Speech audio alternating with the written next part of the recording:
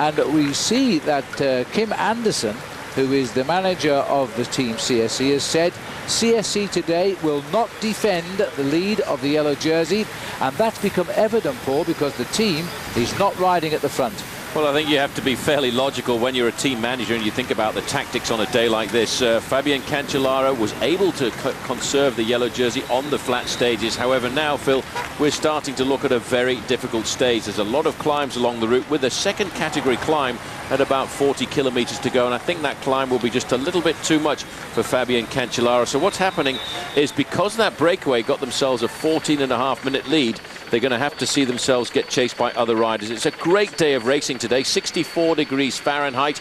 It's mostly sunny. There are a few clouds in the sky, and the wind today is actually swung around a fraction to become an easterly wind at 12 miles an hour. So that, on the majority of this course today, Phil, will actually be a crosswind.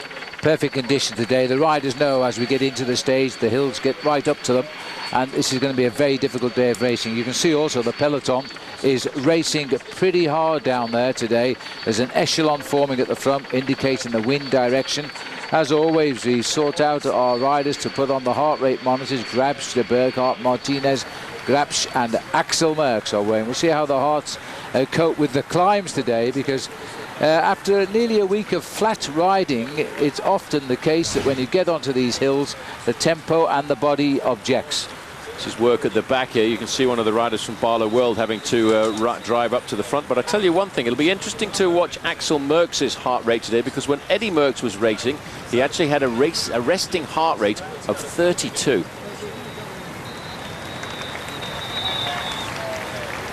Peloton at 10 minutes 30 seconds. It's been a very fast start to the day, the sort of start we like to see.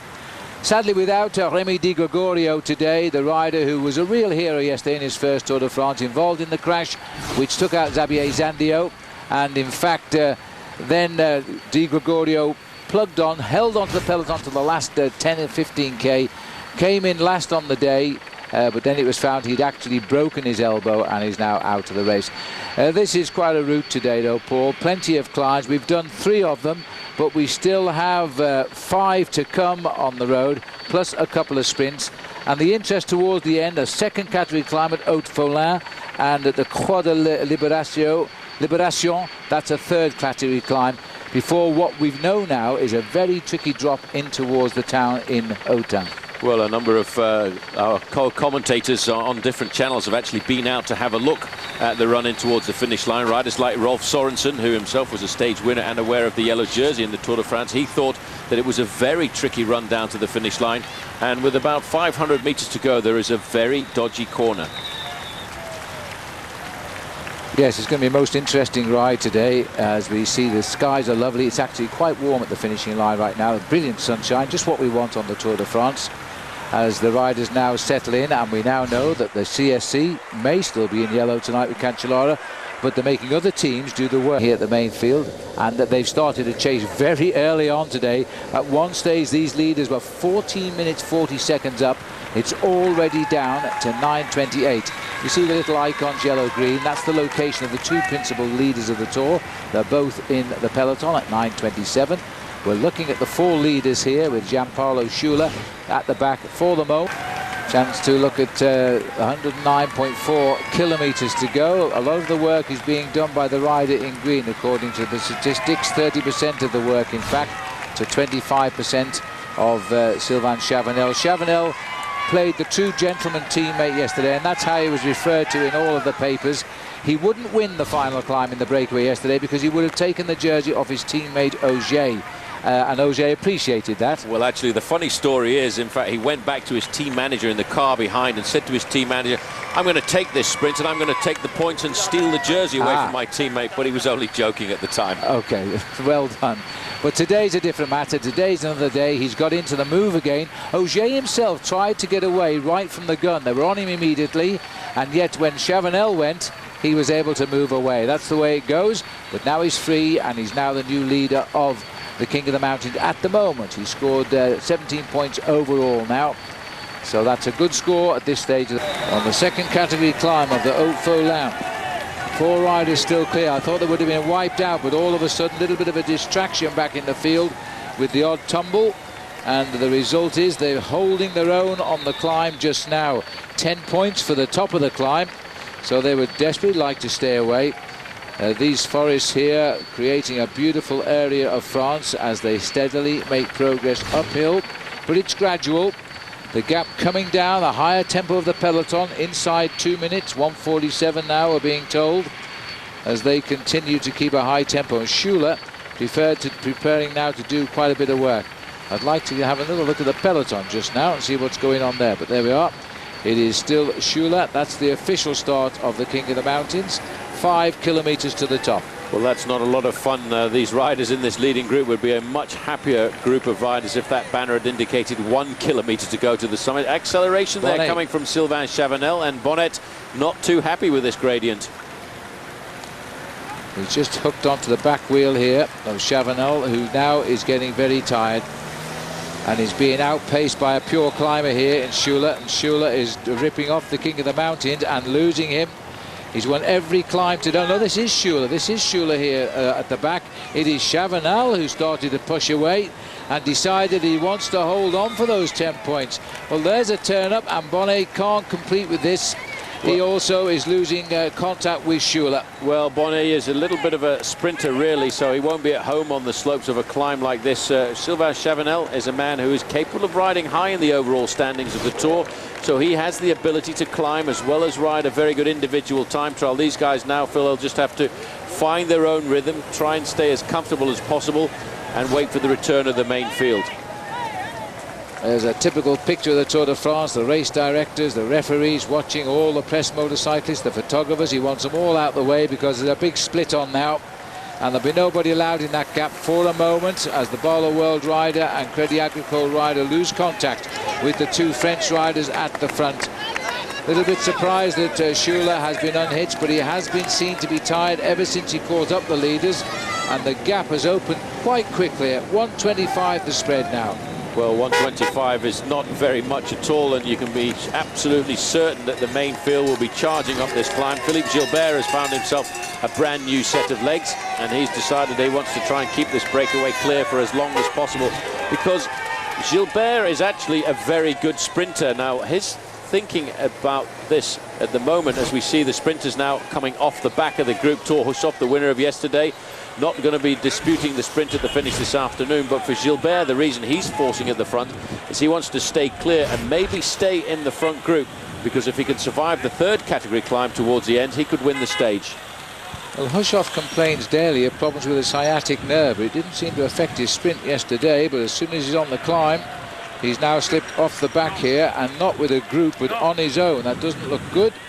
There's the team car saying, how are you? What do you want? Do you want to leave some water with your ending? Because we're going to have to leave you and go up to the leader. After this one, because there's a final 3rd category of the climb of the day, which is the Croix de la Libération, and that is a pretty nasty little climb, which is situated a step of just about 15 kilometers to go, and I think that's an ideal launch pad for somebody to try and surprise the whole field and try and get themselves a win, because that then is almost completely downhill towards the finish. Well, the peloton showed every sign of wiping out this breakaway 50 kilometers ago, and then they gradually turned off the chase and just kept tempo. They never shut this door at all, and who knows, we may be looking at the day's winners here, the way that the chase is not yet consolidated at the back. Coming up to the final run into the finishing now. Now, is Gilbert going to finally say, I'm sorry, but I want this one? The rider leaving is Sylvain Chavanel, the face of concentration of Philippe Gilbert, and probably the finish is just around that top corner. Big crowd up here as well. Big crowd have turned out to see this high spot of the early part of the Tour de France, almost 900 meters in altitude, and it's Gilbert who's setting the pace on the front, the French-speaking Belgian rider on the FDJ team. Chavanel very happy, I think, to have an ally like Gilbert, because these are 2 strong bike riders, and they have got a very good chance of creating a little bit of a surprise. Chavanel goes through the inside there. He's waiting and looking to see if he can spot where the banner is, and there it is, just around the corner. He's making his way forward, and again, he's going to get himself maximum points, and he will, at the end of the day now, Phil, have a very serious advantage and a very serious lead in the King of the Mountains classification. Well, he's now got 37. and Gilbert has got himself a 23, so they are well clear now of everybody. By the front end of the main field, William Bonnet on the left-hand side in the green and white, and Gianpaolo Ciulla on the right-hand side, as he keeps changing around in the red and white of Team Barlow World, back in the main field, and allowing the main field to pass safely. And it looks as though it will be a tricky way in today. These are the two leaders as and we go back again. This is Vinokurov, and this has just happened on the left of the road. Vinokurov here, the rider with him, and he doesn't look too happy at all, is his strong teammate Column. Now, we don't know how that happened. There's a slow motion for you. Hasn't really told us a lot. That's Column. And it looks as though Vinokurov has either winded himself or hurt himself here. And another teammate coming back to help them as well. Well, this has not been the day for Astana. They're about 26 kilometres, 25 and a half to go. That has happened. And the man who is the people's favourite to win this race is not looking happy there. And the number 2 man, Andreas Kloden, has also been down today. Well, these are very strange days in the Tour de France. What strange days we're having in the Tour de France, Paul. We've had Kloden on the floor. Now we're getting Vinokurov on the floor. What is going on down there? Well, I think, Phil, we did predict it was going to be a strange day, but Alexander Vinokurov went down very hard there, and I wonder if that accident actually involved a motorbike that was going by. But when you look at the main field like this, stretched out at almost 55 kilometers an hour, Vinokurov is going to have a very hard time trying to get himself back into this bike race. He's got Antonio Colom with him, but it's going to be panic on board the Astana machine. Well, this is amazing, and you know, we all the time are talking about the very, very difficult and dangerous run down off the hills into Autun. Convinced that the organisers were not expecting all of these riders to approach the town together. There could be many more surprises to come here. Look at our cameras panning the countryside to find just what has happened to the #1 Tour favourite. He's not there. We're waiting to see arrive in the picture there. We cut away from it, but we were waiting to see where was Alexander Vinokurov. Just before the start, the name on the lips of everybody of the #1 favourite was Alexander Vinokurov. There he is. He's got a lot of teammates along behind him, but we're looking at a big gap now to pull this man back into the race. He's sitting at the back there. He's the rider with the white helmet. This is going to be a massive team time trial for these riders. The only man not there will be Andreas Kloden. They've left him in the peloton as a reserve. The whole team's been sent back, other than Kloden, to bring this man back to the race. Well, there are 6 riders there who have dropped back for Alexander Vinokurov. Rather interesting to note, Phil, that when Andreas Kloden had his problem, only 1 rider dropped back to help him. I think we know who is the boss of this squad. Well, you're absolutely right. And now Vinokurov sat at the back of this group, going to not panic now. He's just got to rely on the team to do their job. That's why they're in the Tour de France, to see this man is kept in the right place, and now they've got to put him back. These boys are going to have to ride at between 55 and 60 kilometers an hour. Just tagged on the back there is my old favourite on the flatlands, Johan van Someren, and he'll be breathing a sigh of relief that he's got a little bit of help to get himself back into the race. These men now have been chasing for 2 hours. They've got to keep the pressure on, but for Alexander Vinokurov, as you say, Phil, rightly, he must not panic. He's got to use his team to pace him back into looking at a race situation with 2 leaders 23 seconds ahead of the main field. Alexander Vinokurov there, just at the back of his teammates there, is around about a minute behind that peloton. He has not panicked, though. He really is a seasoned professional. You cannot panic at a moment like this, because you could find yourself losing some serious time. There are the 2 leaders on the slopes of the Croix de la Libération, and there's the main field. Oh, and well, the camera foreshortens. Let's hope it's going to keep them away at least for the last climb of the day. Then they were cleaned up. Here goes Fabian Weckmann from the front of the bunch, the champion of Germany, good climber, former king of the mountains in the Giro d'Italia.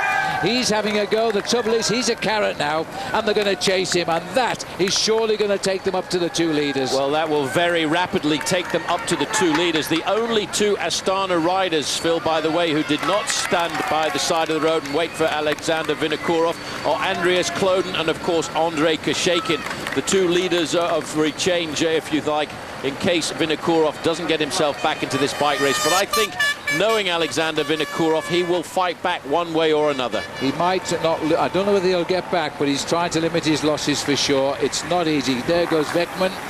Almost looks straight into our living room there as he goes past the camera. He's trying to reach them, and if he reaches them on his own, they still have a chance because they'll have added strength and a good one as well. I take my hat off to these two today. They've really matured in the Tour de France today, these two riders. They certainly have. They're on the slopes of the climb now. Chavanel wondering, will I get these 3 points at the top? Well, no, 4 points because it's a third category climb. They're still working together. They are probably hoping that Fabian Weckman comes across, then they'll try and latch onto him. But it's a tall order to ask them to lift it that little bit more because they have really ridden well over these last 40 kilometres. Well, they've still got 4 kilometres to climb up this hill. It's an awful long way. Not quite as steep as the slopes of the Follin, but La Libération is still going to be a tough one because they're tired now. They've been in the front virtually all day.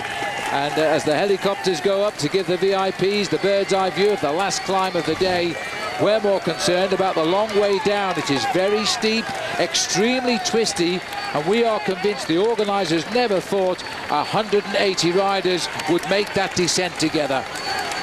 Well, it's going to be a very risky descent on the way down there. Look at this now. Team Rabobank have come to the front end of the main field, and not too far away is Oscar Freire. This is the kind of finish that Oscar Freire likes, but Fabian Cancellara is still there in the yellow jersey. I didn't think he would hold on here this afternoon, but he's going to. It's the maillot jaune on your shoulders. It makes you ride like two men. And the peloton now are fancying Rasmussen for some points on the climb. And also, it looks as though the catch, this is Philippe Gilbert, is cracked. I think as the peloton are coming right up on him, 5 seconds, they're saying. Well, Philippe Gilbert has slowly but surely given up there. You can see Sylvain Chavanel just insisting for a little bit longer, hoping he can hold on to the top of that climb. Look at his face here. He's got himself maximum points on every climb of the day so far, and he's hoping he will survive this one too. Rabobank, though, as you can see, Phil, have got themselves very much organised here. Well, they've still got 3 kilometres of this climb. Gilbert will go back, it looks like, and Rabobank wants to bring Rasmussen up, and maybe Oscar Freire as well, because once over this climb, all obstacles are behind the riders. He looked over his shoulder. He would not have seen the peloton. They appeared as he looked the other way. He doesn't realise it, and now he will. Oh, now dear. he does. There he is. He's got about 20 bike lengths in front of him, but you can see the orange streak now on the front end of the main field. That is Team Rabobank. They are a great squad. They've waited in the wings for an awful long time. There's Michael Bogert on the front. You can recognize him from that big smile of his, but that smile has now turned into a massive grimace. But the Sonet Duval have decided they're going to put the hammer down as we close up to 2.5 kilometers to the summit of the Côte de la Croix de la Libération. Well, they're all at it now because anybody that can get a lead by the top of this climb has got just 8 kilometres. Meanwhile, he's in the field here. He looks as though he's got rid of all his teammates, except the one man still taking the pace for him is Maxim Iglinski, who's riding the Tour de France, one of the great young hopes of this team, and he's there to pull back his captain, and he's going to try and do it. A sprinter with him there is Ventoso. He won't take part in this. He's just thankful somebody's taking him back towards the peloton. What I appreciate about Alexander Vinokourov here is he's had a lot of bad luck, that's absolutely certain, but he's not giving up. He's battling, he's making sure that he loses as little time as possible. It is so hard to ride yourself back into a bike race like this when you're going past all of the riders who are actually being dropped from the main field.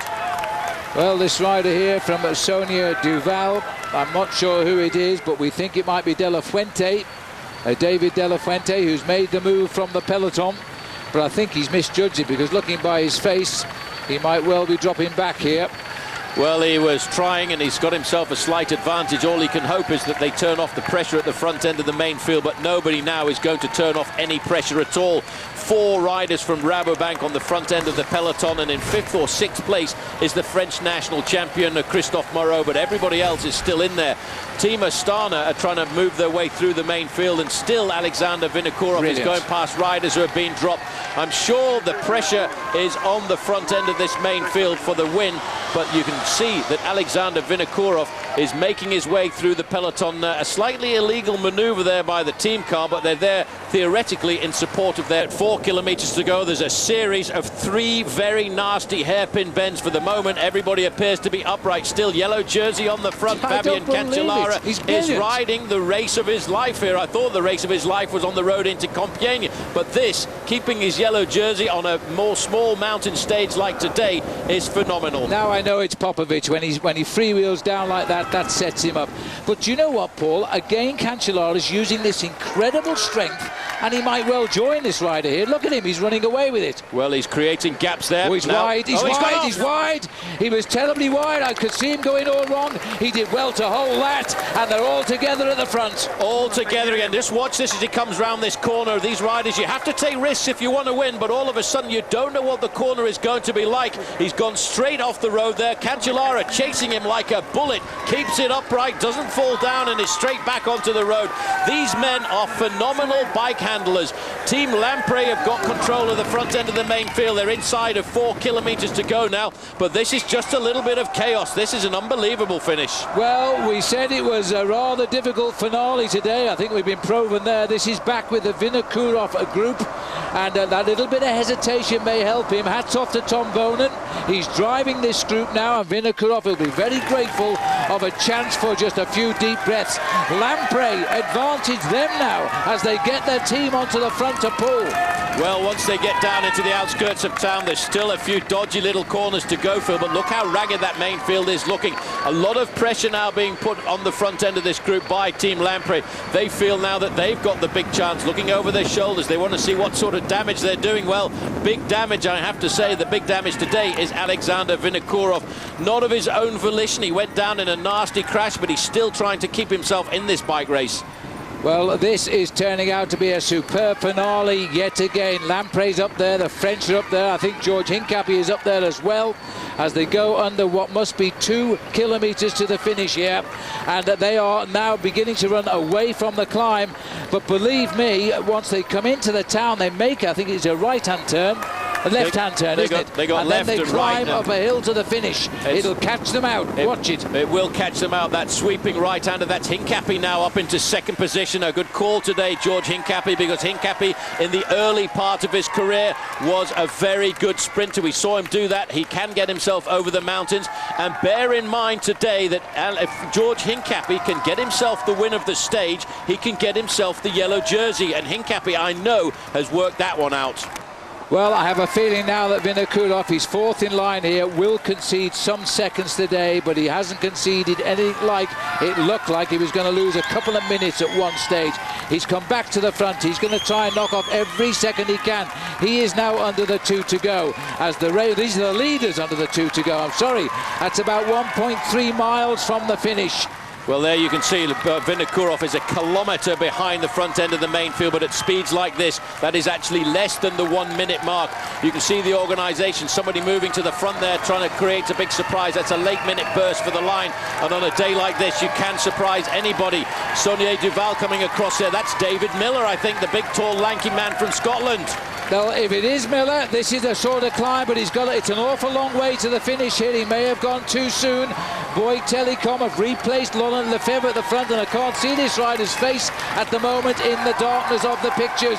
The field are coming up behind. If this is Miller, and it looks like him, he has got to wait just a little bit because he's too far from the line. Well, the sprinters now have got to get their men on the front and get this organised, but Miller has now gone around that corner. Vinokourov, we keep going back to see where he is. He's around about 50 seconds in arrears. He's trying to save his Tour de France with this ride. He won't have any friends at all in that group. He has to take his own responsibility. He has to ride to the finish line and keep going. He's inside of 2 kilometers to go. Well, we're waiting for the leaders to reach 1, so Vinokourov, and they're about there, so he is holding them at around about 50 seconds. Vinokourov, and I think he's destined to lose that now. These 2 riders are still clear, and it looks as though I don't think that's Miller, you know, but it could be. As he gets into the front, it looks as though he hasn't had a shave this morning, and the rider who's got onto his back wheel there, I think, is Tony Geslin, and it doesn't matter because the Lampre are closing in. Lamprey are there, they're locked in, there's a line of riders right behind them. George Hincapie's disappeared from the front end of the main field. Cadel Evans is not far away from the front end of this group. He's up there in about 5th or 6th. The yellow jersey is safely in that main field here as they line themselves up for the line. 400 metres to go. And Eric Zabel has put himself in a brilliant position. Centre picture and dodging, and Frere's on his shoulder. This is a battle of the sprinters now. Zabel is out of it. Frere isn't as he races up to the line. Eric Frere, Hincapie's going after them. And also there is Napolitano, but the man who has won on the line, I think, is Fischer. Pozzato. Filippo Pozzato has taken it. Well, he was on the lips of a lot of people this morning, but he produced one incredible finish to win that. Well, what a race that has been this afternoon. Let's have a look at the finish line here from the air. Now look at Pozzato there on the left-hand side in the lime green jersey, waiting for it all to open. Zabel had it right, Frere had it right, but right through the middle, Pippo Pozzato said at the start of the day here, Phil, I'm going for this. This is my stage. It's not very often a rider can pick a stage, predict that he's going to win, and come up with the victory. Oscar Freire right up there as well, but here is the arrival of Alexander Vinokurov's group with Tom Boonen. Well, what's the time? This is a loss of time, I'm afraid, for the #1 favourite, the first big favourite to concede today. But he's ridden brilliantly to lose just less than a minute. He's still a little way to go. In fact, he probably will lose more than a minute here as he tries now himself to fight all the way to the line. The minute's gone by. He's left himself a handicap for the remaining 2 weeks and a bit of the Tour de France. Vinokurov will have to fight his way through the Alps now and get his own back when he can, because he's had a rather unlucky ending to the day here. As he comes up to the line, he brings the peloton home, a minute and 20 seconds or so. That is a huge amount of time to lose on a day when you were expecting to finish in the main field. So Alexander Vinokurov, first of all, we have to figure out, Phil, whether he's seriously injured and if he can carry on. But look at that coming up through the middle. There is the big lunch of the line. There are the golden locks of Pippo Pozzato. He said before the start of today's stage, this is going to be my victory. Well, he was right. He was very much right. The speed of the sprint was just short of 50 miles an hour or 78 kilometers an hour. That is amazing. For nearly 50-mile-an-hour sprint, and it was slightly uphill, by the way, too. But Pozzato gets it, and second looks like it was Frere. But we'll just wait. I think that's Berghout on the right-hand side there. As we take a look here, that's where Pozzato is in the sprint, and a long way back. But because it was an uphill finish, and he followed the wheel of George Hincapie, it looks to me, from up here, as he then decided to change direction and nip through the traffic in his own route. And he got up behind Zabel, and then he got behind Jeslan, and then he went over the top of them at full speed ahead. Napolitano taking him on, and also Oscar Freire on the far right, and it was, in fact, Freire second, Napolitano will be third on the line, it will be. And I'm just still trying to make out and confirm that rider from T-Mobile, but I think it was possibly Kim Kirken. Oscar Freire, who won 2 stages last year. Bernati was in 3rd place. Kirken was 4th. I didn't recognise him because until recently he was the champion of Luxembourg. Of course, he wears his team colours now. And Eric Zabel getting 5th. There was a moment I thought Zabel had made the move. Also, I thought George Hincapie had done it too, but he slipped away to 6th. Stefan Schumacher 8th. Top 10 completed by Jerome Pino of the Bouygues Telecom. Cadel Evans, that's a very good result for Cadel in a sprint like that. And the yellow jersey of Cancellara in 12th place. Valverde was there. These are big names in the Tour de France. The one that's missing, of course, Michael Rogers, also there, 19th, was that unfortunate crash to Alexander Vinokurov. Fabian Cancellara still keeps that jersey despite what it was a great race. Cloden keeps his 2nd place. Pozzato leapfrogs into 3rd.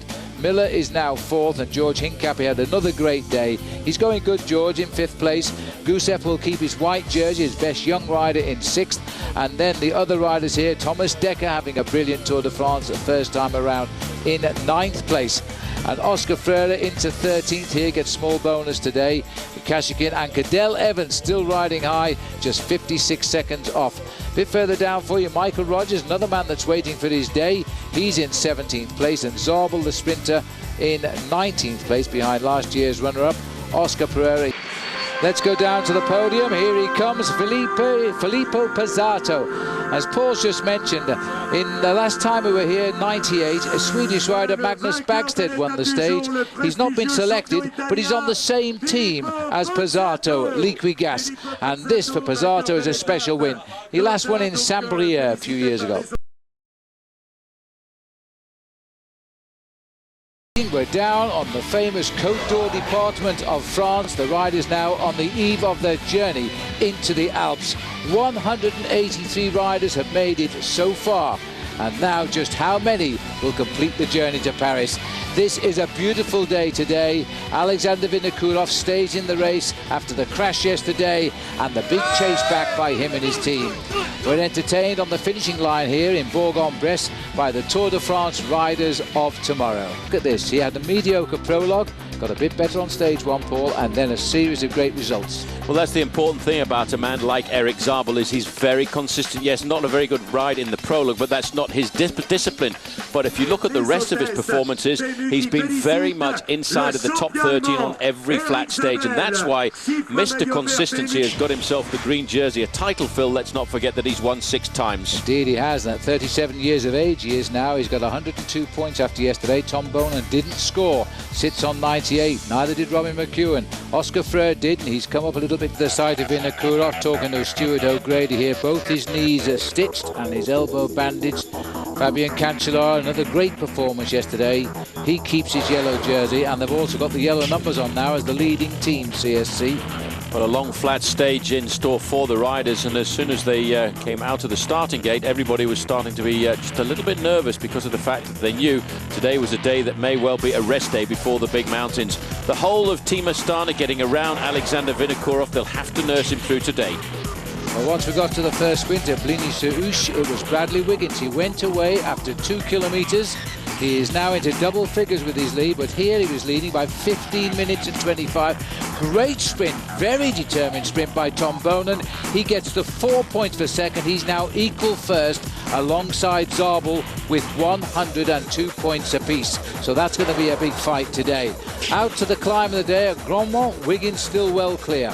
Well, Wiggins actually building up a pretty massive advantage here, and he went over the top of this climb still about a quarter of an hour in front of the front end of the main field, going for his solo effort. But the man who leads the King of the Mountains classification just happens to be his teammate Sylvain Chavanel after his escapade of yesterday, and he sweeps up the rest of the points from the main field. Third there, Juan Manuel Garate, former champion of Spain. Then just at the same point, a change of bicycles for the yellow jersey. No big panic here. But obviously a problem, I think, with his saddle, indicating there to get the team mechanics to have a look at it. So Cancellara back on the highway. Well, he rides back through. Nobody waited for him to pace him back into the main field at this point, but the mechanic had repaired the bicycle. Now just watch this, because at this point there, he'd actually handed over a bicycle, a bottle to the spectating policeman. He did indeed. But he's back in the race now. The main field are not angry, and he wears number 33 with those yellow numbers. Chatting there with his team management, Alan Galopin. And so Fabian Cancellara now is back at the race. He's just tailed off and have a chat here. The Wiggins, the latest gap now, is just on 17 minutes. The peloton itself has stepped up the pace. CSC have taken control now and decided double figures is enough. We still have 123 kilometres to go. Team CSC have held the yellow jersey right since the start in London, where their man Fabian Cancellara won himself the prologue time trial. And he could see himself lose this to Bradley Wiggins if they don't take responsibility. And he may well just enjoy taking that yellow jersey one more day into the mountains. I don't think he wants to relinquish it, but it's going to be a long, hard chase now to pull back 17 minutes. In fact, this is the biggest breakaway advantage we've had since the Tour started. The maximum lead we had was 13 minutes and 50 seconds on stage 3. That was bettered yesterday by the breakaway, who managed to get to 14 minutes and 45 seconds. But Bradley Wiggins, for the moment, has gone better than both. Well, if he did win the stage, he would go one better than Brian Robinson, the great cyclist of the 50s. In 1959, Brian Robinson won a stage of the Tour de France for Great Britain by 20 minutes and 6 seconds. And to do it, he was in an escape of 140 kilometres. Well, if Bradley's going to do it today, he will be in an escape of 197 kilometres. Here at all, everybody is waiting, everybody's scared to take the responsibility too soon. They all want to have a line of riders on the front end of the main field, but they don't want to start until they're absolutely certain they can take it right the way through to the finish. Well, T-Mobile have moved 5 riders in the pink jerseys up to the right. Here he is. That's rather a nice camera shot, and what a horrible sight. We could be playing Cowboys and Indians here now as they come over the ridge. They've spotted him. There is the face on the right of Bradley Wiggins, and for the first time in nearly 5 hours, the peloton can now read his number once again. It has been a truly outstanding performance today by Wiggins. It had to come to an end. It's not quite at an end yet, but it will happen. 8.5 kilometres to go, and Bradley Wiggins very shortly will see the riders who were with him about 190 kilometres ago for the first time.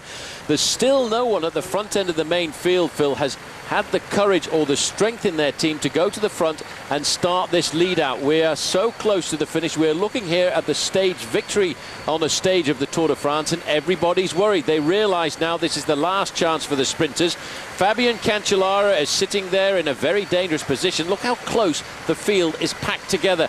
They're waiting to start, but they're reticent to start because of the fear of making a mistake. I think that could be the case. They're throwing off all the drinking bottles there because even half a kilo is lighter on the bikes. Get rid of all the fluid now. It's all about speed now when it's called for. There's only a certain percentage get involved in the finish. The others, they're preoccupied, just trying to keep out of trouble, making sure they finish in the group, because the group always gets the same time. That's all Cancellara has to do today, finish in the group to be in yellow tomorrow. But the sprinters, they need to be at the front of the group for the points in the green jersey. Well, this is amazing. I have to say, this poor guy, Bradley Wiggins, they are making sure he is cooked and overcooked. Well, he's been pan-fried, that's for certain, out on the course this afternoon, because we've seen temperatures in excess of 30 degrees Celsius. At the back of the pack, we've seen a very hard day in the saddle for Alexander Vinokourov, but at least when he gets home to his hotel room this afternoon, Phil, he can put a tick through stage 6. I've got through it, thank you very much. I'm not sure that to me that might mean he's not feeling good. Well, he's riding at the back end of the main field. Sergei Ivanov is the rider alongside him on the left-hand side. It's been a tough day for Alexander Vinokourov. Let's not forget that man has got a lot of stitches in both knees and his elbow, but he's ridden through this stage here. But will he come out and fight again tomorrow? Look at his fingers as well. Everything is patched up. That doesn't tell me good news at all. Alexander, we know pretty well. I don't like what we've just seen there. It has been a very sticky day. There he is on the left. As the field go around him, the man who has dictated the race has just been caught at 4 miles from the finish. What an incredible race. He broke away 1 mile in. He's led for 120 miles today. Well, there's a lot of riders. Their heart rates have dropped down this afternoon. Sergio Paulino, Olympic silver medalist from Athens, his heart rate is only beating at about 130 beats a minute. Phil, this is a very strange sprint. At the moment, they're actually playing into the hands of Robbie McEwen. McEwen likes a dangerous sprint. He likes a chaotic sprint, and they really need to pick up the pace on a little bit of chaos, and I have a feeling this is going to be a very chaotic sprint. 2.5 kilometres to go. Quick-Step are in control, but not with a big, long train. Not at all. They're trying to block the race rather than lead it up to the line here. Just watch the movement behind now. McEwen is right there. He's about 5 riders back out of our vision just now. He's searching for the wheel of Eric Zabel and Bonen. Not surprisingly, as those 3 will also better watch out for the whereabouts of Thor Hushovd and Oscar Freire. This the T-Mobile boys, I think today are riding for Bernard Eisel rather than Cavendish, but I think Cavendish is in amongst it. Well, Cavendish seems to be right up at the front there in about 9th or 10th position. The rider there from Quick-Step says, I've done my turn, I'm swinging off. The small figure you can see there, the second rider from T-Mobile is Mark Cavendish, zigzagging about, wondering which race wheel shall I follow. There's the chaos. There's nobody got control. There's a rider at the front from Team Milram now trying to stretch it out, but I've never seen, charging into the line at 1.8 kilometres to go, such a bunched up front end to a sprint so far in this Tour. There is no organisation. Cavendish is just off on the left to our picture. His teammate dropped right out of it, but look at an early move there. Zabel wants them up. His 2 teammates here are saying just wind it up, go, go, go. how much power have they got left. Zabel's a little bit too far to the front now. He's in 4th position at still outside of the 1 kilometre mark. Right on his wheel, though, is Oscar Freire. There's another move coming up. Another rider from Milram wants to try and control the pack if they can. Boonen is stuck in the middle there. He's got no teammates at all around him. He's looking for a way out. He feels at this point a little bit panicked because he's got that boxed-in feeling. Well, underneath the trees they go. Hushoft is dead centre, and just behind at the moment, Freire is off to the right. Are they right? Is Julian Dean going to finish this off for New Zealand? He's got the front again, but he's gone too soon to the front. But this is a massive power result as Marcus Berghout goes for the line now. Who is going to take the sprint here? Hunter is coming through. Hunter's made a dive for the line of Robert Foster as they come to the line. Bowden is now coming. This is an absolute free-for-all, and Foster is making the final throws, but in a final dig for the line now, as this looks like Stegmans is going for the line, and he gets it. Right, Bowden. It's Bowden right on the line, and he's made it at last. Well, he was looking for that one. Phil, he was going all over the place, left and right, through the middle. He wanted to come out. Let's just have a look at that one more time. Gerolsteiner were the boys who really sorted it out. Bowden is down there in 5th place. All of a sudden, he starts to move up. The lead-out man for Forster moves across, forcing Tom Bowden to go right the way round the outside. He comes back in to replace himself in the middle. He's got Oscar Freire challenging him there. But today, Tom Bowden had the bit between his teeth. He wanted this win. He wanted to get his green jersey back with pride. And look at Erik Zabel. He's still right up there in 2nd or 3rd position. But Tom got the win that he's been looking for a couple of days. Well, I make it Bowden, Freire, Zabel, Chavanel from that shot, but the camera might prove me wrong. That is a very determined win. So Tom Bowden is back in green tonight, and he's got his stage win. Well, that's what he wanted. He was looking for that. He's been very consistent in all of the sprints. It was a very strange sprint, Phil, but at the end they managed to kick up the maximum speed. Bowden, a lot of people said he doesn't have it. He hasn't got the force anymore, but I saw it yesterday on Tom Bowden when he climbed that climb. He was the best of the big men to get over that climb. Admittedly, he finished a long way back, but look at the gap there that he's got. That's a fairly good beating there of Oscar Freire. It's almost a full bicycle length. And then in 3rd place, you're right, it was Erik Zabel. But where was Robbie McEwen? I think McEwen got caught up in the little bit of turmoil, a little bit. For him, he's all washed and brushed up now, and the sprinter Tom comes on to get his stage prize. He'll be back to get his green jersey shortly. 10 wins now this year, more than 20 last year, but he started now. He's had a bit of an out period, and he's now coming back onto form. It's taken him a week of the Tour de France to find the podium. He really had hoped he would be carrying yellow in Belgium. That wasn't to be. Cancellara just proving that little bit too quick in the prologue time trial. Mont Blanc, there's no road up there, otherwise the Tour de France would climb that as well, but the Alps are around the riders now. The mountains will embrace the Tour de France until the end of the rest day and Tuesday evening. Well, this is a beautiful, beautiful day if you're not a rider in the Tour de France. If you are a rider, you are going to have a very hot day as you climb up the mountain. That's the finishing line, tranquil at the moment, just the French who are celebrating Bastille Day. These are pictures out on the course here. He's in the peloton, he started, he looks pretty cool. Paul Showing thinks he's fine. We're going to find out in the next 3 or 4 hours. Let's have a look then, Paul, at the overall contenders, the men we think should be in the hot seat today. Andreas Kloden goes out in 2nd. He's injured, 33 off Cancellara's yellow jersey. Leipheimer well poised in 22nd, only a minute behind. So too Denny Menchov. Alejandro Valverde just a minute 03. Sastre at 1:16. Vinokurov, he lost that 1 minute 20 when he crashed.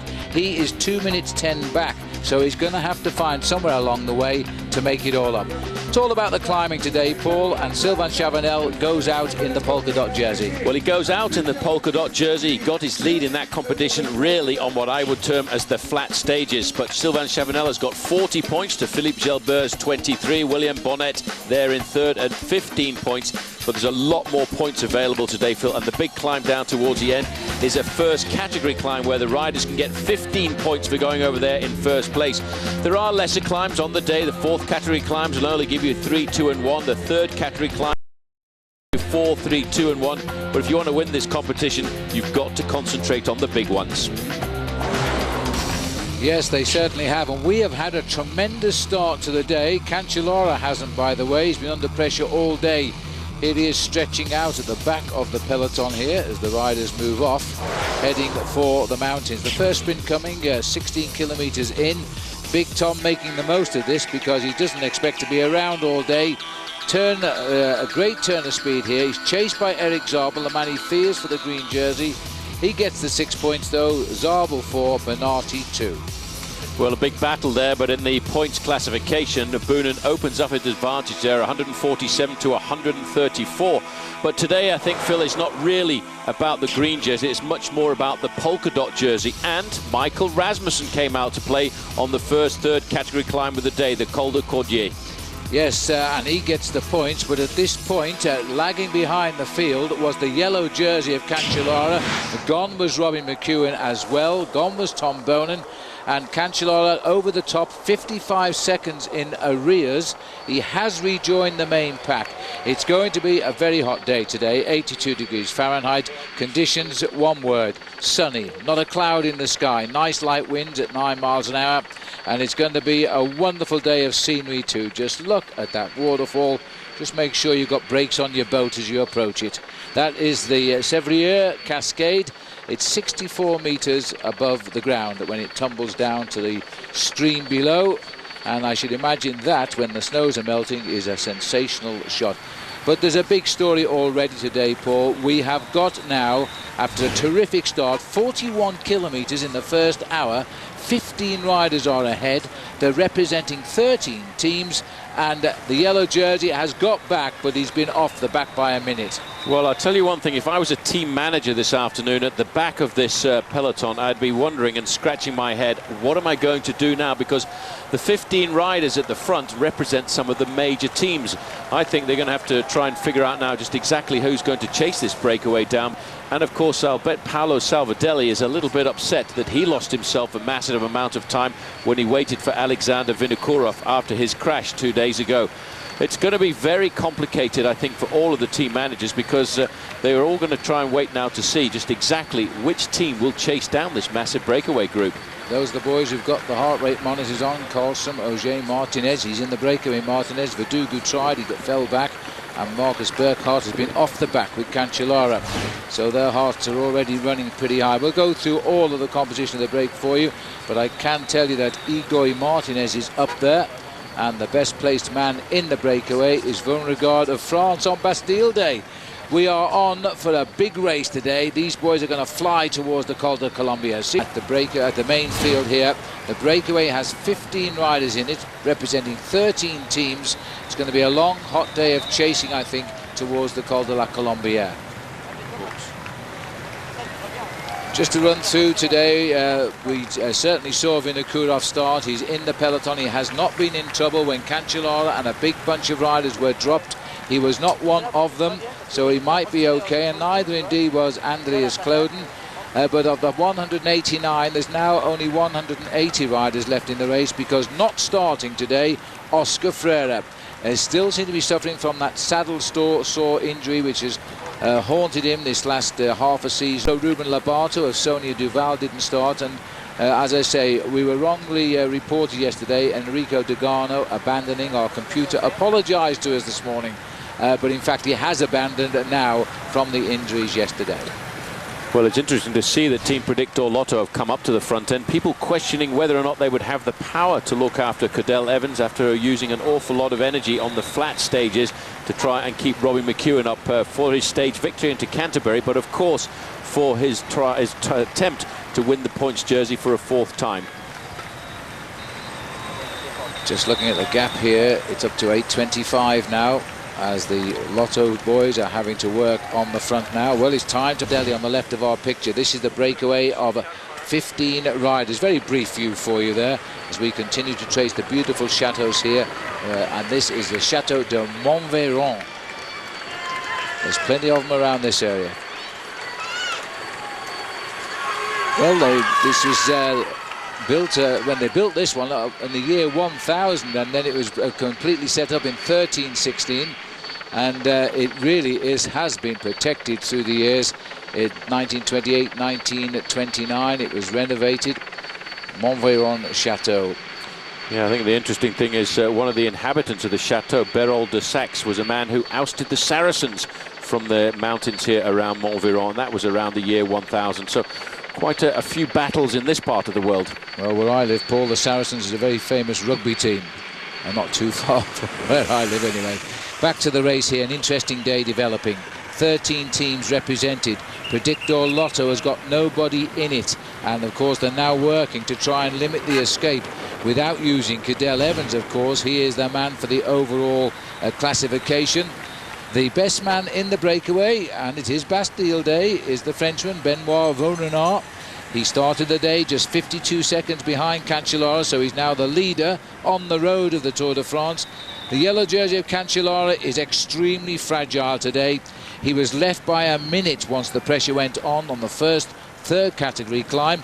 We're just arriving here at the sprint at Angle 4, last kilometre. Bastille Day, well, the 14th of July is the equivalent to the American 4th of July.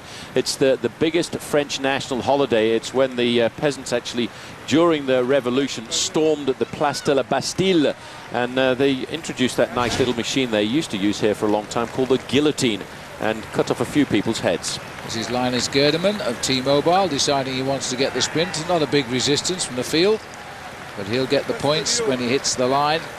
6 points for the green jersey, 6 seconds time bonus as well. Linus Gerdemann, he's a promising young rider. This rider, he had a great Tour of Switzerland a couple of years ago. It's now time to mature by riding the Tour de France. They're just a little more than 2 kilometers now from the top of the Crusade climb, which will take us through 75 kilometers today and leave us with 48 miles to race to the finish. The Predictor Lotto team wanted this race lead to be down to 5 minutes before they get to the base of the Col de la Colombière. There's where we are, 4.4 miles this climb, and it goes up to 2,487 feet, has an average gradient of 4.4%. Igor Martinez, he's the big man who started this move for Team Discovery Channel, just checking out the riders in the break.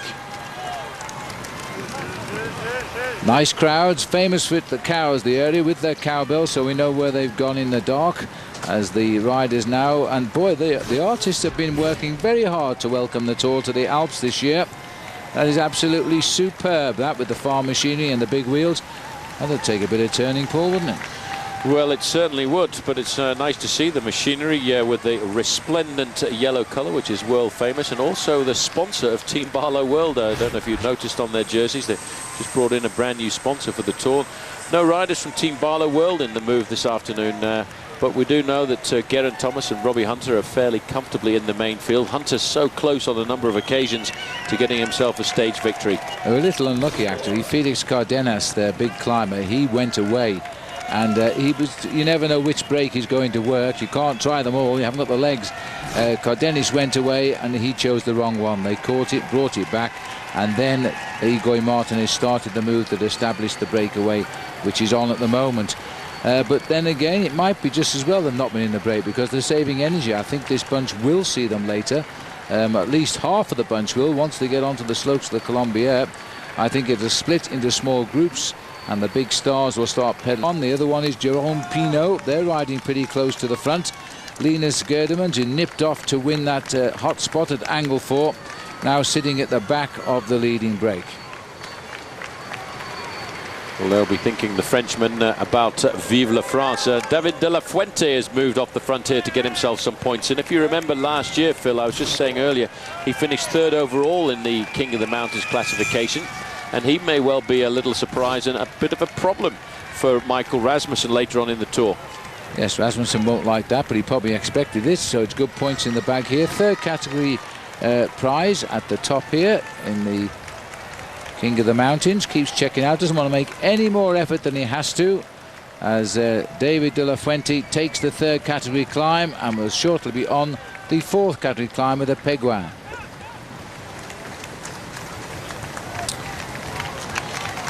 Field now making the way gently over the top of the climb. I'd like to have been the other end to see the sprint, but we didn't get to see that. And De La Fuente just waiting for the field now to catch up again. Well, we're over the top of the Crusade. The next up, the Peguan, that comes with 63. So good work, 17. I think the job done there by Cancellara has caused the interest again in the chase. Just on the kilometre from the climb of the Peguan. We're on the climb now. There it is, 1 kilometre to the summit. It's only a short climb, and meanwhile Wegman here wants more drinks while the pressure stays on at the front. Well, he won't be allowed to actually take a drink on board till he goes over the top. David de la Fuente on the front here, led the King of the Mountains last year in the Tour, and he'll be thinking about trying to pick himself up a few points on this road this afternoon, because he too will try and probably steal over the next couple of days the lead away from Sylvain Chavanel, which should be fairly solid for at least, well, it will be solid for at least today. I'm not sure about tomorrow. It depends on who goes over the top of the big mountain passes in first place. Well, Wegman has gone, in fact, here from the front straight to the back. He was a rider, if you remembered, a couple of days ago when we were charging into Auton. He made a massive big attack on the slopes of the final climb of the day, the Croix de la Libération. Then all of a sudden he almost put it into reverse and went straight back through the main field, and actually finished with Alexander Vinokourov a minute and 20 seconds behind. I think, excuse me, Paul, I think he's just realised that the rule you just quoted there, you're not allowed to take drinks on the climb, so he's had to get on with his ride up the hill now and then ask for it when we go down the other side. A little bit of a dry throat. Back to you. Well, you can see now that moving up to the front of the group, it's Perez from Team Euskaltel-Euskadi that changed over. But as soon as the sight of the finish banner came up, it's the yellow jersey, and look at the acceleration here of David de la Fuente. He really wants to get maximum points here. It's only going to be 3 points at the top of a fourth category climb, but just look how this man dances away from everybody else. He really has got the acceleration in those legs of his, but he's not leaving anything at all up to chance. Today he will have pulled 7 points into the bag. Not very much, but it may well be important at the end of the Tour. It's a start. He was third in the mountains last year. He might want to notch up to be the best climber in the Tour this year. We know he can climb the high mountains, so he's off to a good start. Now, is he easing up, or is he going to wait for the boys there? 6:16 is the gap. Still preoccupied with the drinks. In fact, he got one there. He's still in there somewhere. The cameras haven't picked him up, but we know that he's riding reasonably settled in the peloton. 6 minutes and 5 seconds now. They're closing in at 38 kilometers to go to the finish for this leading group. And a little move here, tempting the riders to come with him. It looks like Perez. Well, I think they're getting a bit twitchy in this breakaway, Paul, because the gap is coming down now, and shortly we're going to be inside the 6 minute mark. Well, they're all starting to worry a fraction. They will have been receiving information from their team managers that the main field is absolutely flying along in very angry mood. And now these guys are starting to think, well, we've worked like crazy throughout the whole of this stage here this afternoon. What we've got in front of us is a 10-mile, 16-kilometer climb, and they're all thinking, oh, I wonder if I've worked just a little bit too hard in this group this afternoon. Maybe I need to rest for the next kilometer or so. Well, a lot of chats going on here. Juan Antonio Fletcher wants something from the car, but decided I better get on with this because there's suddenly been an acceleration in the breakaway, and he's been caught just off the back. 6 minutes 5 seconds.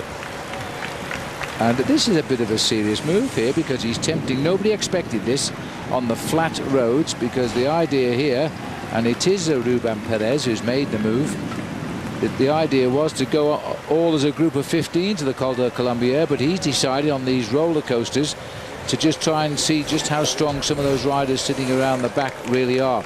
He put Fletcher in more than a spot of bother just then. Fletcher wanted a drink and thought he thought better of it.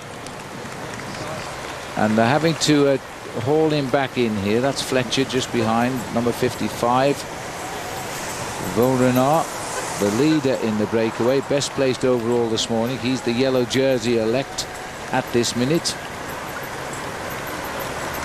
6 minutes and 6 seconds. So this little reaction here by Perez has been a good move, because he started to hold the gap again. That's Bram Tankink jumping off the front, and that's how he reached the breakaway. Now, I'm not too sure why our French television decided we wanted to look at the Alpes Mahai just as we get a little sprint off the front of the breakaway. But that is the, I think, the E40 motorway then. Well, as we've left the breakaway, and we have no control over that, We'll just remind you, we are heading now for the Col de la Colombière. We'll feet, and there's already a move, and this is an immediate an attack here, and off the back straight away goes Fletcher, just about. 4 minutes 21 is the gap.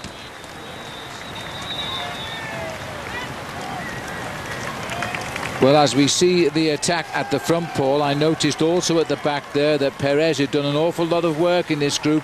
He's the first to go along with Fletcher, while Landeluz, former winner in this very area of the Dauphiné Libéré race a few years ago, is the orange jersey trying to come up to the leader. Well, Jose Ivan Gutierrez, the rider here from Case d'Epargne, was the second best rider in the overall standings. He was just a second behind Vaugrenard, and he realizes he's got a very good chance here, Phil, of creating the massive surprise. We said at the start of the day we couldn't really predict who was going to win today's stage, and it may well be that one of these riders may be the new leader at the end of the day. Just looking at the back here, there's a little bit of a problem here, and this is a surprise to me because Paolo Salvadelli has actually put it into reverse gear. Yes, and he came up to that group and he's been put into trouble as soon as the pace accelerated. We're only a couple of kilometres onto the climb of 16 here in the Colombière. So it might be a mental thing here. He knows what's to come. He knows how he's feeling. It's obviously not good. And Gutierrez here has been joined by David de la Fuente. Good news here for David Miller's team, because he's now got a man up here, and that these could be the riders who will survive the attacks from the peloton. Well, David de la Fuente is looking a lot further down the road. Salvadelli not enjoying the climb here. Let's not forget he rode the Giro d'Italia early on in the season. Here I think he's just going to try and survive the Col de la Colombière. He's been in that break throughout the whole of the afternoon, moving forward. Vaugrenard, who was the best placed rider in the breakaway, was hoping to wave the tricolor for France this afternoon. Well, that's not going to happen. No, that's gone on Bastille Day. He's one of the early ones. Dropped that. Those 15 have cracked wide open here as we move through the following cars with our camera bike. He doesn't give any respect to anybody, does he? Plows his way through, and they have cracked as well here, because this is Jerome Pino also slipping off the back. One of the last men to catch that front group. We're looking at the peloton here now, getting a little bit irritated, shall we say. Gutierrez and de la Fuente have got clear of the front group. Well, there's going to be a lot of chaos. The yellow jersey now is definitely going to change at the end of the day, because Fabian Cancellara decided on today's stage he was going to work for Team CSC. Well, goodbye, Fabian. Well done. Thanks for the first week of the Tour. Absolutely. Now just will set his own tempo. There's Tom Bonan also having a chat with Leif Hoster there. These boys, Bradley Wiggins in the centre here too. They're going to survive to get home now. Au revoir, à bientôt. See him tonight, and he'll be inside the time limit for sure. There's so many different Tours de France enacting now, and 3 riders at the front, and Gerdemans has joined. Well, Gerdeman is a very good rider, but the moves are already, Phil, starting at the front end of the peloton as well. A lot of orange jerseys there on the front end of the main field, and it's AG2R have decided to launch somebody out on their attack. It looks like Calzati, sort of. Well, you'll have to. The mosaic's very pretty, but there's nothing we can do about that. The picture is temporarily lost. It's back again now. As you can see, a mere 27 kilometres left to ride. But what a brutish way to the finish. 3 riders clear.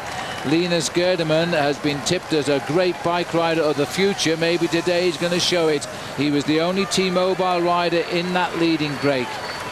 Well, the big question now is, will they have enough to survive? There's about 17 miles to go to the finish. There's a rider clawing his way across to them as well.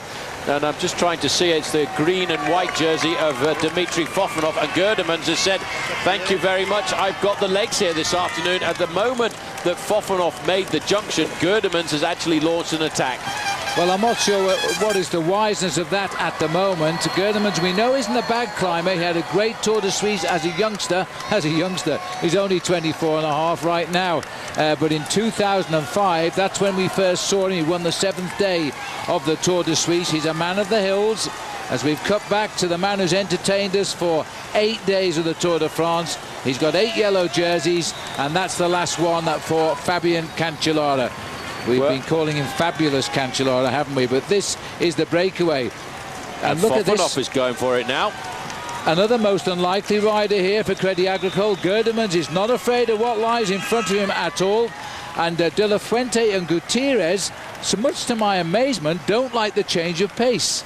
Well, they started, and it's all to do with the gradient, and they will probably prefer the slightly steeper gradient once we get up to the summit. Just to go through the gradient of this climb, Phil, at the early part of the climb, it's only about 6 or 7% in gradient. Once we get up to the last part of the climb, after 8 kilometers, it then starts to kick up to become just that little bit more difficult. And the average over the last half of the climb is 8.5%. And that may well be turning into the favor of the Spanish riders. But Fofanoff on the front here has been a professional since 1998. And he's only ever really won 4 races, but he hasn't won a race since 2002.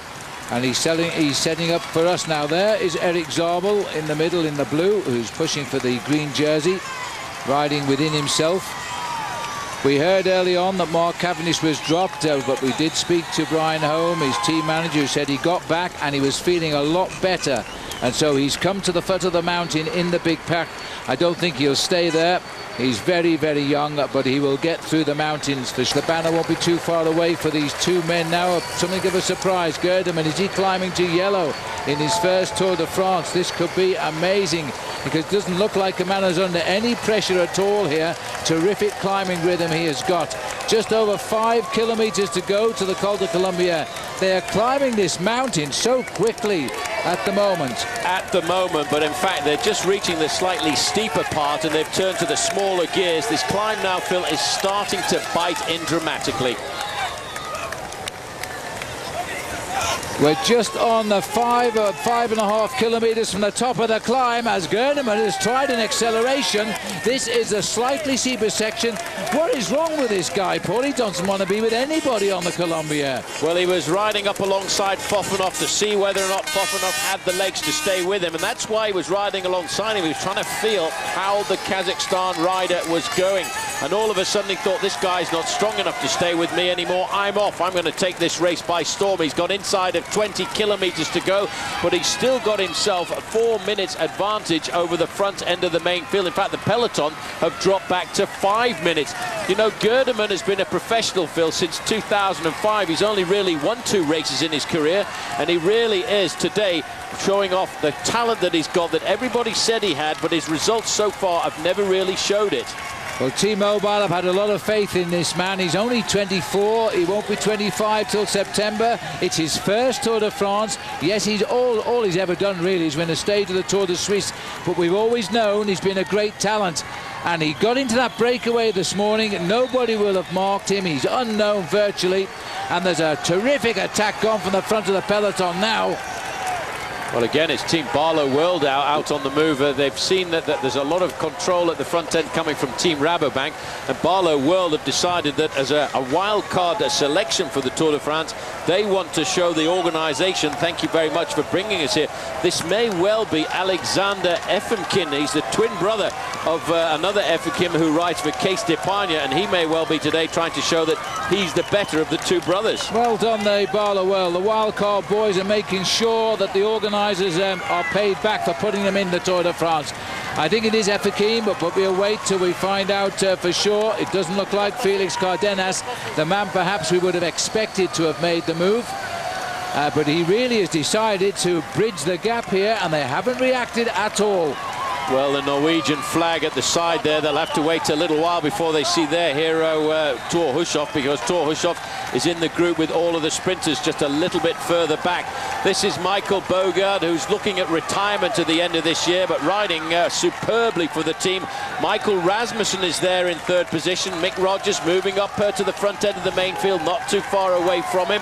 But this is turning out to be a rather strange day on the first attempt at the mountains, and it looks as if David Miller now is about to call it a day too. Well, that's sad. In front of him is Patrice Algon, himself a former leader of the King of the Mountains, as indeed David Miller is now. There's Algon as our motorbike picks through the debris at the back. That acceleration hurt an awful lot of riders there. The other rider going out is Jens Voigt, the hero of the team, who has done very, very well in keeping them in touch with the leaders. and it's hurt a lot of Team CSC. This is Kurt Attel Arvidsson also now, another workhorse. He's dropping off. This peloton is getting smaller, but none of the favourites are coming back. Inigo Cuesta, oldest man in the race for CSC. He too is about to unhitch at the back. Well, that's an indication of the pressure now starting to bite in this group, and the pressure today is being dictated by the men of orange, the Dutchmen on the front end for Team Rabobank, who really are hammering out an infernal pace, and they're reducing the number of riders. I tell you one thing, that man at the front there, Michael Bogert, is doing a phenomenal job, and this is the damage, Phil, that is being done. Still in there as well on the right-hand side, thank you very much, is Andreas Kloden. So those two riders from Team Astana, Andreas Kloden and Alexander Vinokourov, were able to ride through their injuries yesterday, and they're riding themselves back into the Tour de France. Everybody wrote them off after that accident. Fofanov now has been joined by the two Spanish riders, Inigo Landaluz in the orange, David de la Fuente in the yellow. But the main field is having a serious sort out. Levi Leipheimer is still here. We know that Denny Menchov is still here. I caught a sign of George Hincapie a few moments ago, so I think he's still got a foot on the back step of the bus here this afternoon. But I'm amazed to see the riders from Astana have actually recovered from those serious injuries they had a couple of days ago. Alberto Contador is also here along with Popovic for Team Discovery Channel, so they've made the decisive move. There is the king of the mountains, Sylvain Chavanel, but he is off the back here, and George is also now slipping away because this has been a detached group, so George isn't with the leaders now, as our cameras start to show us just who is left and who is up front in the Tour de France. Sinkovic is the T-Mobile rider there. This group is under pressure. Well, they're seriously under pressure. Fourth rider in that group there is Cadel Evans, so his team have done a good job for him. He's still at the front end of the main field. Paolo Salvadelli is just going to disappear. He was in the early breakaway of 15 riders. He does not like the mountains of the Tour de France this afternoon.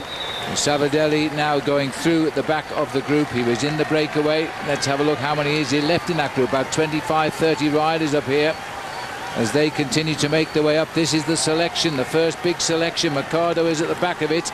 This will be the capture very shortly now. The man has been doing a lot of work here. Fofanov been passed by the first two chasers, couldn't hold on to them as they disappear up front. It looks like they've split as well. They have. Landaluz has dropped De La Fuente. Now there's another turn up for the Buk. Well, we're getting to the steeper part of the climb now. De La Fuente still that strange bouncing style that we got used to last year in the Tour de France. Bounces on the saddle, then gets out, dances on those pedals, tries to find a little bit of pressure to stay in contact with Inigo Landaluz, who, as you said, Phil, earlier, has never really been a massive winner, but all of his great success has been here really in the mountains of the Alps, because it was in the Dauphiné Libéré that he came to for a couple of seasons ago, and now he seems to be coming back to that form. That's exactly right, but the man who is throwing down the gauntlet today and could be riding into a yellow jersey for T-Mobile in his first Tour de France is Linus Gerdemann, beginning to froth at the mouth now, and I'm not surprised. Let's hope he can hang on. Well, it's a man we would never have picked, but he's coming up a massive crowd, a channel of noise for Linus Gerdemann now. He is going to be the first man over the top of the Col de la Colombière, and if he descends big enough and fast enough, a yellow jersey awaits him in the Grand Bornand. Well, it's a very tricky descent. He leads over the summit there. He's got about a 30-second advantage over Inigo Landaluz, and that looks a little bit scary. Gives you an idea of just what he's going to plunge down to. Landaluz now is looking to accelerate up to the top of the climb, and I tell you what, Phil, he is going to take all kinds of risks. We're looking now at 18 seconds for Inigo Landaluz. He will charge down this mountain, and he will take serious risks to try and get himself back into the race and think about a victory. There is Popovic on the far side. Right close up to us was Levi Leipheimer as well. We saw Carlos Sastre riding at the front end of the main field a few moments ago, so he is in there. I haven't seen Frank Schleck. There is Chris Horner, I think, riding at the back of the group too. Now, that is phenomenal ride by Chris Horner. Well, he is there to look after Cadel Evans. He's a very, very good climber, Chris Horner, and this has been, for him, probably an okay climb, because there's nobody of the favoured riders been dropped as far as we can see. Possibly Frank Schleck, but he wasn't seen as the likely winner. It's always been on the shoulders of Sastre. but this is a huge push. Alberto Contador is in here for Discovery Channel. Leipheimer is, so too is Gusev, and this is an attack by Rasmussen for the points at the top of the King of the Mountains. He wants to get a few points in the bank now because he is the King of the Mountains for the last 2 years in the Tour de France. He really wants a podium finish this year though, and he might yet get it. Contador, tempo riding on the left of our picture there. Gusev on the back. No, this isn't Gusev here, this is Mercado who's sitting at the back of Nagaturbel. Gusev was a little bit further up in front on the left-hand side of the main field, so he's comfortable in there. We're picking up another rider who is in the early breakaway, Fabian Wegmann. The man who's riding away here, the Michael Rasmussen, he really is becoming the new King of the Mountains in the Tour de France. He won't be in the leader's jersey at the end of today, but I think the way he's jumping out of the pack there, Phil, he probably will be tomorrow. Cadel Evans, Carlos Sastre trying to hang on behind Alberto Contador there. This rider, every man he picks off, of course, he gets more points at the top of the climb. Double points today, as is the rule. If the category of the climb, the last climb of the day, is second, first, or all category, they double the points. So there's 30 for the winner. That's gone. Gerdemans has got that. Landaluge is second. De La Fuente is over in third. 12 kilometers to the finish now, as the riders in the Tour de France have really found out what this race is. Martin Elmiger, who's in the leading breakaway, and if the car hadn't have been there, he may well have pulled himself back into the wheel there of Elmiger. But he's just ahead of nearly all of the major favourites of the Tour.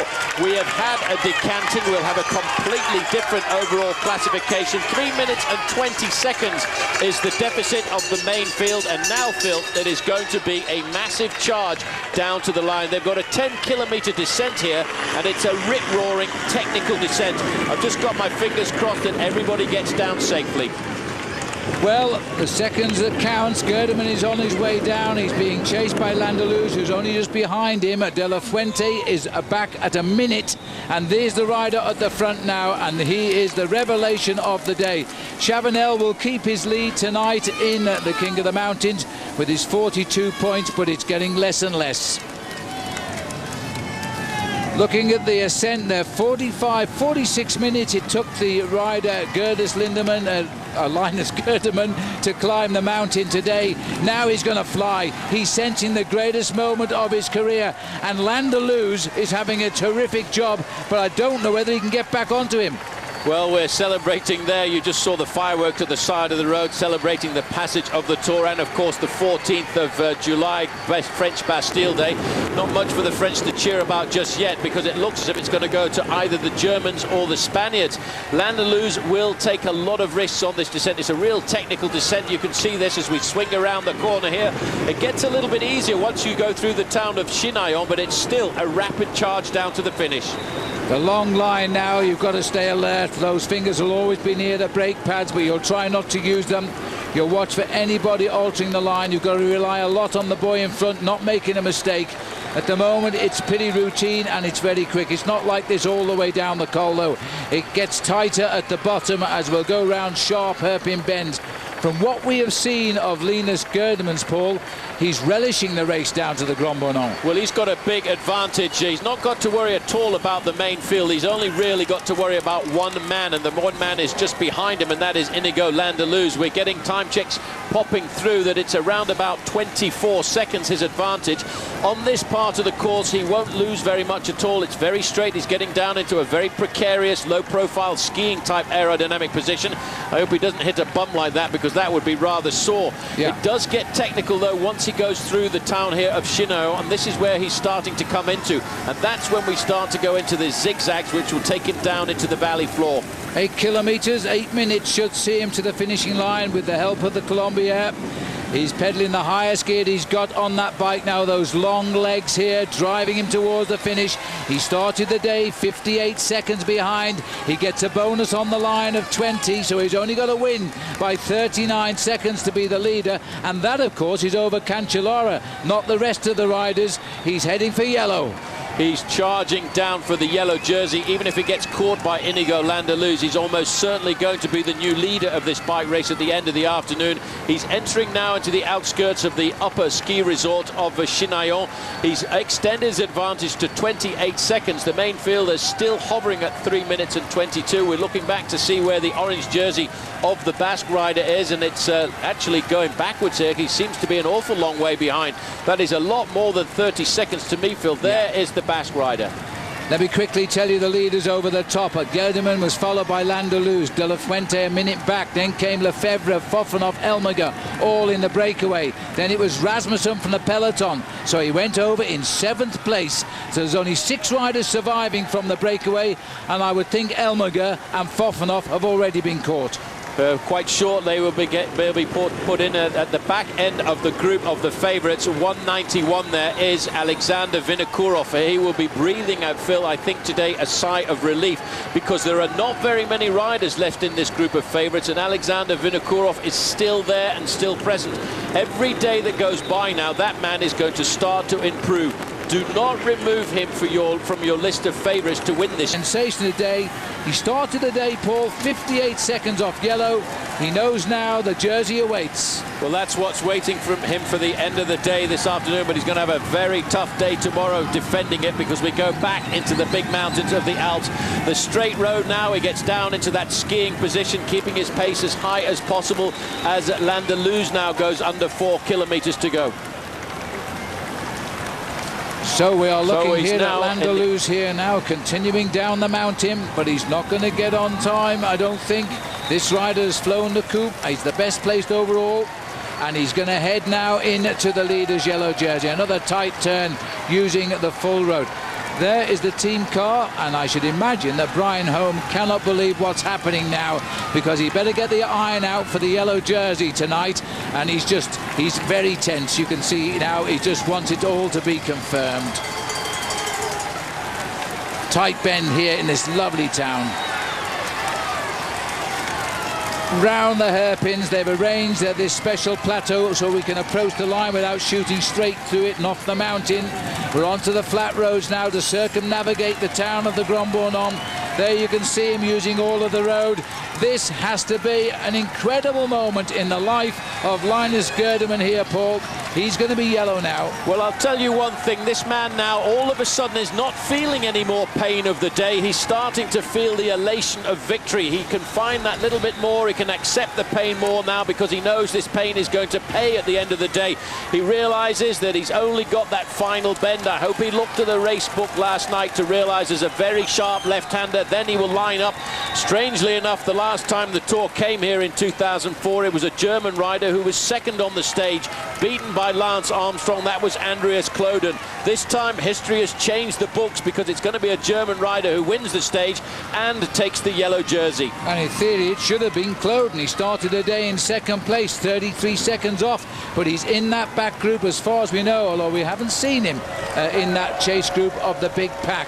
Here comes the charge now. They're sweeping up virtually everyone, and it's all Cees de Paun, Valverde and Pereiro who are leading the charge into town. They're sweeping up, as far as I can work out. There's probably 4 riders from the break left in front. And those 4 riders will be hoping they will survive to get some recompense for the work they've done. Here is the left-hand bend, the sweeper now, and he will start to slowly climb up towards the finish line. He should as well, Phil, get a 2-pronged attack here, because not only the win of the stage, the yellow jersey, but he'll also take over the lead in the white jersey competition as well. So what a day for this young man, and what a day really for T-Mobile, who've put this structure together, because at the end of the day, Bob Stapleton brought a very young team to the Tour de France this year, and they're starting to reap the benefits. Let's not forget, though, Mick Rogers is still the man for the overall win if they can keep it all together. 36 seconds over Landaluce. He can start to 100 metres to the line. I should imagine his team manager Brian Holm can't believe this. He only had 1 man in the break of 15, and that man is coming home alone now. To the cheers of the crowd, the adrenaline will pump as he races to the line at 24 3/4 years of age. He's started the day 58 seconds behind the yellow jersey.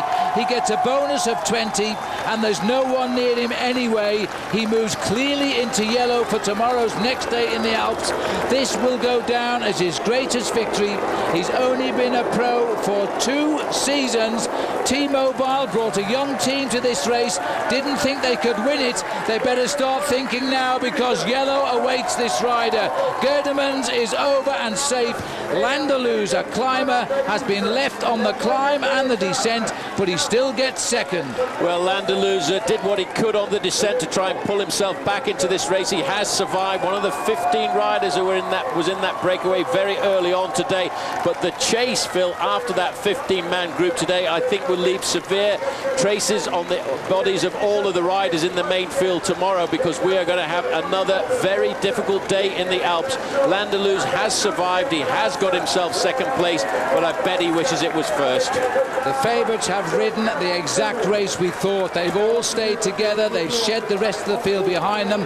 But look at this now. Carry him to the line, boys, because he looks as though he's got a nasty case of rabies just now, and I don't blame him. He has given everything for the team today. He won't win the Tour de France, but he's about to become the proud owner of a maillot jaune. Here comes David de la Fuente. He scored well in the King of the Mountains, third in that competition last year. His strange bobbing style seems to waste a lot of energy, but he seems to find it somewhere. He gets third. Will this line ever come? Well, that's what he's looking for. He's still bouncing out of the saddle, still trying to keep the momentum going. Third place for him, 1 minute and 38 seconds in arrears. But look at that average speed for the stage, Phil, by the way. 25 miles an hour, 40k. Incredible. Enormous. And this looks as though we've got another big sprint. This will be Sutsu again, who's got clear. The Belarus rider on Barloworld. So he didn't get caught. He stayed away, and he beats Lefebvre to the line. So this is another turn up for the buck. These boys didn't wait for the favourites to move today. They took full advantage, and this is a great result for Barloworld. Well, they sent this man off the front of the pack, and he fought the whole way up the slope to that mountain. He crosses the line, 2:13 in arrears.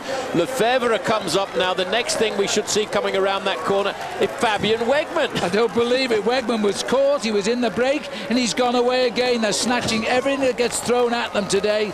Fabian Wegman, there's the peloton of favourites all coming in together. They'll all live for a grand battle in the Alps tomorrow, and it will be a big battle tomorrow, because they have saved their energy on purpose today, and everybody else has taken advantage. The breakaway today went at around 36 kilometres in, and as we've seen, Genderman survived the day with a victory, and Wegman was in the break too, but I thought he'd been caught. He was caught, and then he went straight out of the pack again. He obviously wanted to pay for his breakaway escape this afternoon. At the front you can see Team Discovery Channel leading into this final corner. That's Popovic and Levi Leipheimer.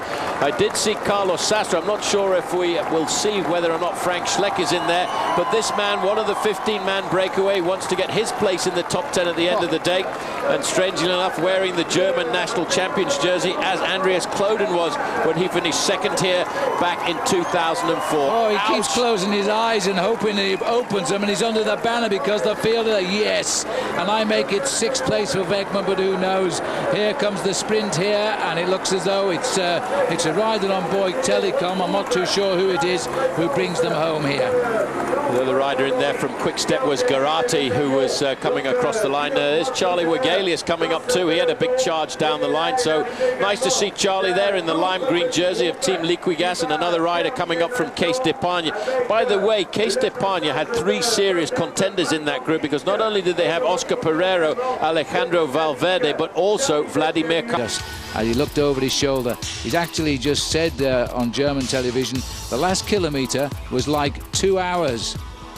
And there, the congratulations to Brian Holm. They have a stage win they never expected, and the lead in the 2 classifications, the white jersey and the yellow jersey. These are the Honda ATV results. Linus Gerdeman, the winner in 4:53, an average speed of 26 miles an hour. Landerloos in second place, 40 seconds back. De La Fuente third at 1:39. Mauricio Sola it was on Barloworld, another newcomer on that team from Colombia, 2:14. Laurent Lefebvre up there as well. Lefebvre, a survivor from the original breakaway, as was Wegman. He got caught and went away again and got 6th place. Juan Manuel Garati 7th. Xavier Florencio 8. Christophe Moreau, we fancied him to win today on Bastille Day. Top Frenchman in 9th.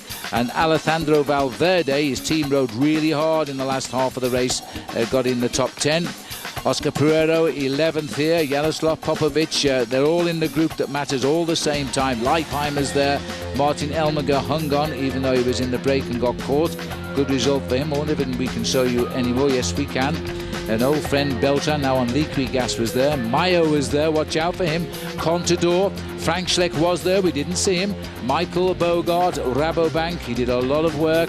He was there, which means Menchov will have finished up here somewhere. Kim Kirken, another man to watch out for on T-Mobile. Evans, all same time, that's all they wanted today. Vladimir Gusev, he'll probably drop to second in the white jersey. He'll wear it again tomorrow because the leader is in yellow. He finished in 25th place. And that's about all we can show you at the moment on that as we gaze out across the top of the Col de Dunes. Wait a minute, no, see, this is the great thing about live television, we can go down there. There he is, Linus Gerdemann is on stage as stage winner. This is wasn't expected by Gerdemann. We've seen him in tears, poor, milk the moment, Linus. It doesn't happen often. As he kisses the girls on the podium, he can't believe he's the winner in the Grand Bournon, a very special day. Gerdemann on top tonight by 1 minute and 24. Biggest gap the race has had in a week. Landaloo surprisingly is the second man. De La Fuente surprisingly the third at 2:45. Lefebvre survived the break to come into 4th for France. Mauricio Sola, the Colombian on Bala World, up to 5th at 3 minutes and 5 seconds. Andreas Kloden goes down from 2nd to 6th, but he's still there with the favourites at 3:39. Gusev slips a little, second young rider for him now in 7th. Back out on stage. Now it's the Maillot Jaune. He kisses the sleeves of the Maillot Jaune and he pulls on the golden fleece. And that will be hanging proudly on his bed tonight. He'll look at it and say, boy, will you be sitting there tomorrow night? Well, it's a massive day tomorrow. He cannot believe this. He's cherishing the moment. He won a stage of the Tour of Switzerland a couple of years ago. That's when people started talking about this young kid being a star of the future. When he won that stage in Switzerland, Phil, he was only 22 years of age.